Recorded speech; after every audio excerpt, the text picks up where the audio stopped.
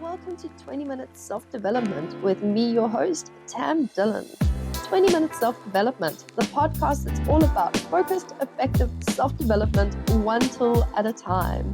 In each episode, I'll be introducing you to a specific practice or technique, and I'll be diving into why it matters, how it works, and how you can integrate it seamlessly into your daily life. In just 20 minutes, we'll get to the heart of personal growth and insights that make meaningful change feel both accessible and achievable. Let's get into today's episode. Hey, welcome to this week's episode of 20 Minutes Self-Development. Today, we're talking about something that might ruffle a few feathers, but I'm okay with that. I'm okay to ruffle the feathers because it's something that's necessary for real, sustainable, healthy growth. We're diving into the idea of spiritual crutches, those tools, rituals, and practices that can quietly become our default coping mechanisms. And what happens when we start leaning on them a little bit too much? Now, let me be clear. I am not anti-tool. Like, if you know me, you know that. You know I love my tools. I'm happy to whip out my cards and my crystals and go for it.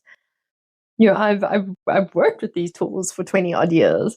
So because I've worked with them for so many years, I've seen how easy it is to go from using them as support to using them as substitutes for things like self-trust, self-leadership, discernment, decision-making, like handing over your power and responsibility. I've seen it.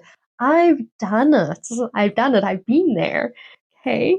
So today's episode is about helping you notice where you might be handing your power over and how to start calling it back. So what the heck are spiritual crutches? What does Tam mean when she talks about spiritual crutches? So when I talk about spiritual crutches, I mean both the tangible tools, things like tarot cards, crystals, astrology charts, rituals, candle magic, and the intangible ones, waiting for signs, relying on downloads or messages from spirit before making decisions, outsourcing clarity to spirit guides or external sources. None of these things are bad, okay? So I'm not like, sitting around waiting for spirit to give you a sign is a bad thing. That's not what I'm saying, okay? Like, let's reel it into the middle line. These things, they all have value. There's a reason why we have these things. There's a reason why we make those connections. It's when we need them to feel safe, when we can't make a choice or move forward without consulting something, that's when they shift from support to crutch. When you have this, like, it goes beyond just like I wonder what the cards think, to I need to know what the cards say. You've gone from support and curiosity to give me my cards because my cards need to tell me what to do. Like, if you ever pick up a pack of cards and you're like, oh my God, my cards need to tell me what to do, you need to put your cards down and go very far away from your cards, because your cards don't need to tell you anything in that moment. So this is where you have gone from supports, systems, and tools to crutches. And your tools must not be your crutches. Your practices must not be your crutches. They're there to support you, not carry you. So it's not uncommon to hear someone say, I can't decide until I pull a card, or if I don't light this candle at exactly the right moon phase, it won't work. Or I'm just waiting for a sign to confirm I'm on the right path. I've said those things. I'm like, oh, I need to light my candle at midnight, otherwise I'm going to miss the solstice. And I'm like, the universe is not going to strike you down with a thunderbolt because, you lit your candle at 12:05 and not 12:02. Like, really, like, I get spiritual alignment and rituals and, like, honoring rituals, but also, we don't have to be so hardcore about it. So this comfort, there's comfort in rituals, there's beauty in the connection that they offer, but when they become the only way we access clarity, we're losing something vital. It's like, oh, if I don't light that candle at 12:02, my manifestation is not going to work. Your manifestation is going to work if you light your candle at 12:07. 12:07, the numbers are more likely in aligned. Light it at 12:07. Like, bring yourself back to practicality when you're working with your tools and your practices.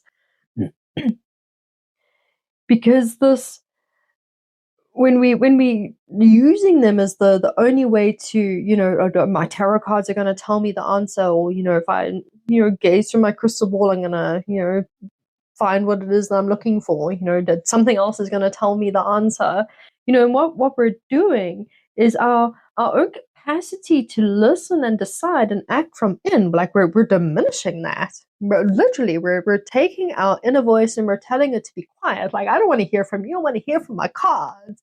Like, you're not going to keep me safe. This big chunk of tourmaline in my back pocket's going to keep me safe. Like, you're diminishing the self by handing over that over reliance to your tools and your practices. And so let's chat about the hidden cost of this over reliance. And the truth is, when we become overly dependent on these tools, we slowly start to doubt ourselves, because we're handing over our trust. Our trust has now become externalized. We're not working from internal trust anymore. That trust is completely on the external. And we question our own knowing. We question our intuition. We're like, oh, but am I sure? Maybe I should see what the cards say. No, listen to yourself. Okay, you know what's going on. We land up delaying important choices. We delay decision making. We're starting to operate from fear and what ifs and mistrust and doubts. We look outward instead of inward. And me, I'm always like, live from the inside out. The view's best from the inside out. Okay, trust me. And before we realize that, we've replaced intuition with obsession. Checking, double checking, spiraling. I've been there. Oh yes, I have been there. I've been there with my cards. If a person has worked with the cards for 20 odd years, I guarantee you they have been there at one point in time. And it's that moment of, it's like panic. Must have the answer. Must have the answer, must have the answer right now. Because if I don't have the answer right now, everything's going to come falling down around my ears. And now we're talking about Tam, like, good few years ago, back before she had done some work on herself, and knew, like, okay, that's just nonsense. All right, so bear with me here. And I did. I reached my cards and I read and I read and I read. And every card I drew, I was like, I'm not happy with that. I'm not happy with that. And I wasn't even looking at the cards. I was looking for the answer I wanted the cards to give me. Yes, we do that too. We're like, oh, if I keep pulling the cards, they'll eventually give me one that I like. And like, we have memes about that, and we laugh because it's true. Like, we do that. I've done that a handful of times. And if you've read cards, I know you've done that a handful of times, where you've drawn a card and asked the question, the cards are like, oh, here's your answer. In their, brutally honest way. And you're like, I don't like that answer. What else have you got for me? There's 77 other answers here. Let's look for one that feels better. I don't like this one. Now we've gone from self-trust to that thing of obsession, where we're spiraling, we're double checking, we're questioning, oh, that can't be right, that can't be right. Slow down, step away from the tools, go far away from the tools. The tools are not what you need in that place, in that space. Because it can become a loop. It can become a loop and a point of insanity if you get stuck in that loop. Like, you can spiral. And here I'm speaking in very much all seriousness. Like, don't spiral with your tools, because I know that it can happen, because I've seen it for myself and I've seen it for clients. I've had consistent clients over the years that they would come to me over and over and over and over, same thing, same thing, same thing, just spiral, spiral, spiral. And because me being the baby reader that I was back then, not being fully equipped to deal with those things in a healthy manner, I just spiraled along with them. So when clients, if you are a reader and a client comes in to see you and they're in that space of like, oh, I need the answer, nothing life or death, nothing that needs to be answered right then in that moment should be asked of the cards. No. Like, honey, keep your money and go home, put on your adult pants and take responsibility for your life and answer the questions for yourself, make the decisions for yourself. Come back when you are clear enough to gain some clarity. If you're looking for bigger picture or different options or different perspectives, cool, come back and chat to me then. But in the space where you are heightened and desperate for an answer, no reader should entertain that. No ethical reader should entertain that. And no person should go to their ethical reader in that state either and ask their reader to do that for them. So don't read in heightened states. Don't reach for your tools in heightened states unless it's a tool that's going to help you breathe and calm down and deal with what's going on a little bit more easily, sure. But don't lean on the tools that are going to, because you're looking for something to make whatever's happening go away or make the decision or fix whatever's happening. All right, are we starting to see the difference between healthy relationships with tools and unhealthy relationships with tools? I hope so. Okay. So with this loop that we're creating, where it's reading after reading, ritual after ritual, it's maybe if I light one more candle, maybe if I light the yellow candle, maybe if I light the pink candle, maybe I need to throw in some rose petals, maybe I need more, whatever, sage. Maybe I need to sage my house again. Maybe my aunt visited last week and she left some bad things and that's why my stuff's not working. And you're just constantly stuck in these loops, but nothing is actually shifting. Nothing is happening in how you feel, how you live, or how you choose.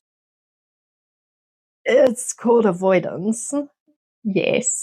Where you're just like, oh, lighting this blue candle is going to fix everything for me. If you're not actually actively doing anything other than lighting the blue candle, you are avoiding.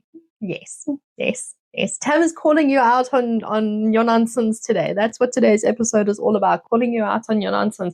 But very much in all seriousness, if you're stuck in that loop where you're just pulling cards and pulling cards and pulling cards, desperate for an answer, lighting the incense and lighting the candles, desperate for something to change, but you're not stepping outside your front door doing something to assist that change, or putting on your adult pants and being responsible, making the choices for yourself, you have an unhealthy relationship with your tools and your practices. Your tools and your practices should be sacred and should be treated as such, not used in, they are not a band-aid. They are not there in when you've chopped off your foot and you're like, oh, 78 pack of cards, what should I do about my chopped off foot? No. Okay. Use your tools responsibly. Use your practices responsibly. Honor them. They are there to be honored. Sometimes this we're doing this and it's driven by fear. And it's a fear of making the wrong decision. And I get that because I've done that. I've pulled cards because I'm like, oh, what if I mess this up? What if I'm choosing is not the right thing? And I will pull cards a gazillion one times in the hopes that it's going to show me something different. And they're just like, man, we've told you already. What more do you want from us? You're just going to keep giving me the same answer. And it's also fear of being out of alignment. Fear of losing connection to spirit. When we're not doing the rituals, when we're not connecting with spirit on a daily basis, we're like, if I'm not making that connection, I'm not tuning in, I'm going to lose that connection. That connection will always be there. You don't have to be plugged in 24/7. You're not supposed to be plugged in 24/7. shamans and spiritual practitioners that do this as their life's work are not plugged in 24/7. You've got to unplug. Trust me, like, it's healthy to unplug. You must do it. So we're driven by fear in a lot of these respects. So instead of building capacity to sit in uncertainty or, take aligned risks, we keep seeking reassurance over and over and over. So we're just going to keep sitting in a house instead of stepping out the front door to go and do something, to make a decision or to, cause a shift. We're just going to keep sitting inside, putting cards, reassuring ourselves everything's going to be okay. Your cards keep going to be saying, yes, everything's going to be fine. Go out there and do it. Yeah, but are you sure? And they're going to be like, yes, you should go out there and do it. And you're going to do that. And you're going to do that for the next 100 years. And your cards are still going to tell you the same thing. So, you're looping. If you are looping with your tools and your practices and they're not moving you forward, there's a difference between the spiral that is spiritual work and self-development, because we come back to things, on a different level each time because we're shifting, we're moving. If you are not spiraling with movement and you are just looping, you've got to change something. Lighting another candle or another stick of incense is not going to make a difference. And the worst part is it feels spiritual because it is spiritual. There's spiritual practices and there's spiritual tools. It feels like, you're doing the work. I'm doing the work. Why is the thing not happening? I'm doing the work. Why am I not getting the results of my work? But underneath, you're just reinforcing the doubts, that belief that we don't know, we can't trust ourselves, that something or someone else has the answer we can't reach. So you're constantly waiting for the answer that you really need to just, reach on in on the inside and pull it on out. But you're not. You're constantly looking for it outside. And that is why you are spinning your wheels. So how do we reclaim some inner trust? What does it look like to shift this pattern? First, it's important to realize that tools should amplify your insight, not override it. Tools should be there to push you over into those, oh, that's awesome, ta-da, aha moments. That's what they're there for. They're not to, come to life and hand you your aha moments. They're supposed to spark them for you. They're meant to support your inner work, not replace it. They're not there to do the work for you. It's not, if I light this black candle every day, I'm going to lose 10 pounds. And then you go and sit on your couch and eat a bag of chips. No, you're going to gain 10 pounds. No matter how many black candles you burn, you can burn your candle and go for a run. Maybe yes. Okay. Like that, you gotta have, action with what you got going on there. And so reclaiming your inner trust starts by practicing decision making without consulting anything. Make a choice for yourself. And if it feels big and scary, start with a small choice. Start with what flavor coffee you want from your coffee stand. Instead of, opening your pendulum app and being like, should I have black coffee today? And the pendulum's like, no. Choose for yourself. Authority. Ask questions. What do I know right now in my body, in my gut? What do I feel pulled towards without needing permission from the cards or the sky? You don't need your spirit guides to pop out of the ethereal realm because they are far too busy doing more important things to tell you what flavor coffee you should have this morning. Okay, I'm simplifying it down so that we can see the absurdity of things. It's going to mean learning to sit with the discomfort. Like it really is. Like you're going to have to learn to figure things out for yourself at some stage. At some stage, you're going to have to step into your power and take responsibility for your own life. These tools are there to support you through that process, not take the power away from you.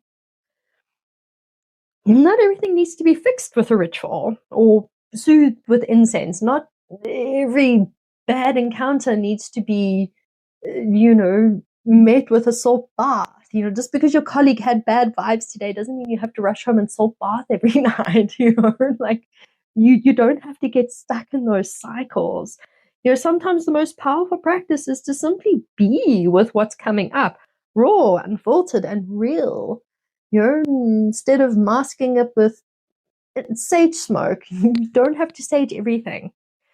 Okay, you might still use the cards. You light the candle, but do it after you've tuned in, not before. Use it as a support. Use it as a tool. You wield the hammer. The hammer doesn't wield you. You're hammering the nail in. The hammer's not hammering the nail in. You're using the hammer to hammer the nail in. So use ritual to affirm your clarity. Don't use ritual to fish for it. Use the cards to affirm what you already know, not, I don't know the answer, let me ask my card. Just stop doing that, okay? Take back your power. And ask yourself honestly, is this tool clarifying my knowing, or is it replacing it? So ask yourself today, what would change if I stopped asking for signs and I started trusting myself? What would shift if I let go of the persistent ritual that I'm stuck in, where I really just feel like I'm spinning my wheels and not doing anything? What would shift if I stopped focusing on the ritual and started focusing on the action?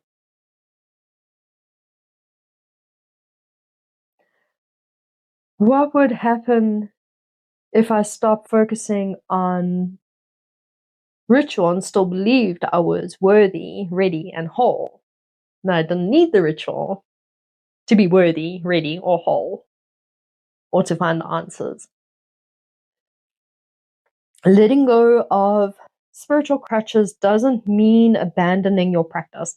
I'm not saying turf out your crystals. I'm not saying burn your tarot cards. Like they're tools. You don't go and throw your hammer and your screwdriver away, okay?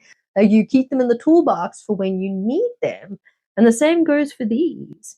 It means stepping into it with more maturity, more self-trust, more power.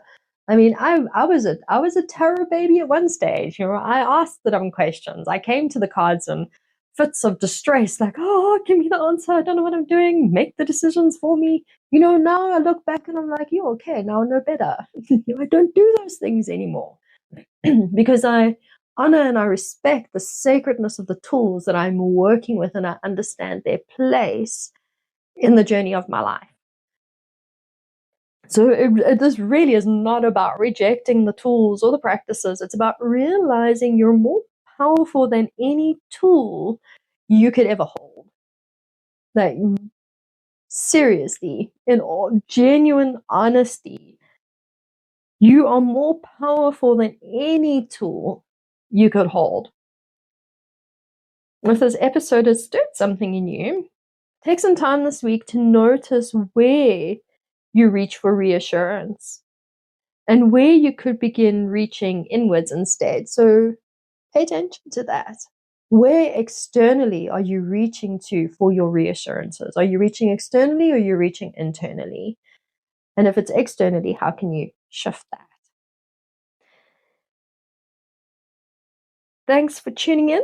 Thanks for hanging out for me for these 20 minutes. Make sure to subscribe, and I'll see you next week as we keep building the toolkit for true grounded self-development, one step at a time.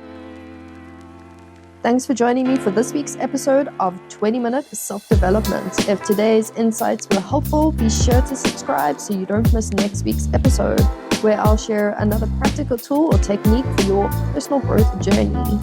If you're looking for more personalized support, my self-development coaching offers a space to explore these tools at a deeper level and tailors them to your unique needs.